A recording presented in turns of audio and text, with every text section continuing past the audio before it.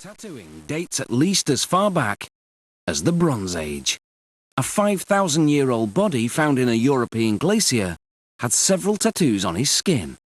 Archaeologists have even uncovered sharp bone needles, which they believe are Stone Age tattooing instruments.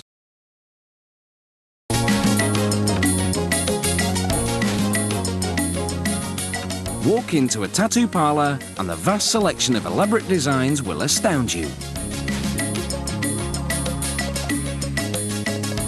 Once you make your choice, the tattoo artist traces the image.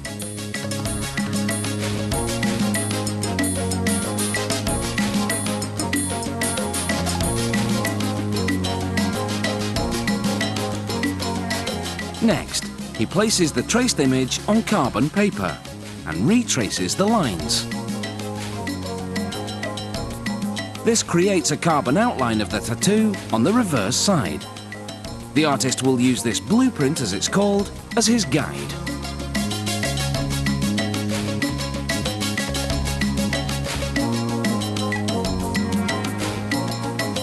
He cleans the customer's skin, then firmly presses on the blueprint.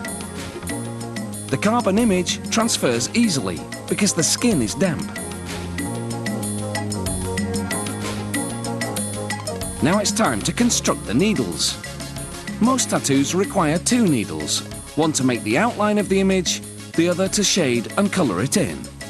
Each needle is made up of as many as 20 smaller needles. The artist aligns these small needles in a jig, then solders them together at one end of a steel rod. There's an eye on the other end. The number of small needles depends on the tattoo design, how thick its lines are, how big its coloured areas are. The finished needles go into an autoclave to be sterilised. That takes 20 minutes at precisely 170 degrees Celsius. The tattoo artist uses that time to assemble the tattoo gun. After cleaning the frame with rubbing alcohol, he installs the motor, called the coil. When an electric current runs through the coil, it oscillates the needle at up to 50 times per second.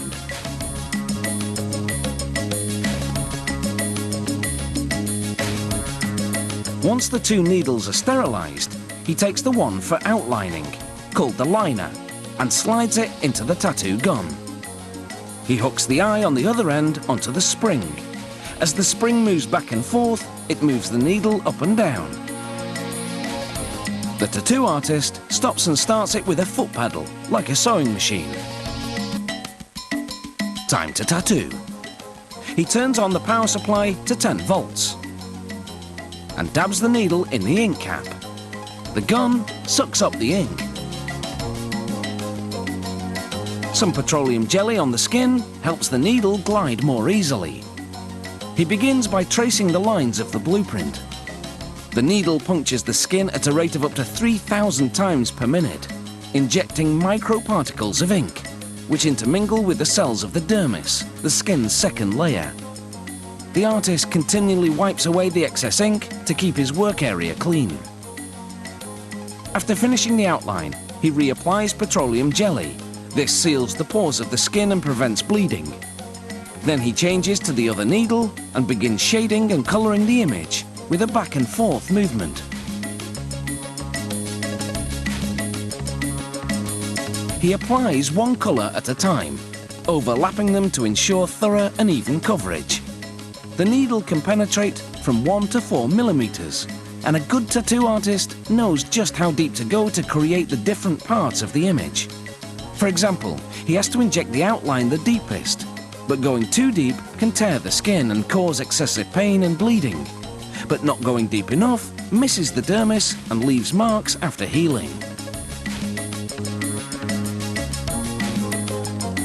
The cells of the dermis are remarkably stable, so tattoos last a lifetime.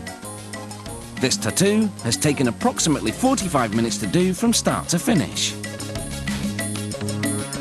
The area will dry and scab over, then the scab will fall off. And this body art will be ready for exhibition.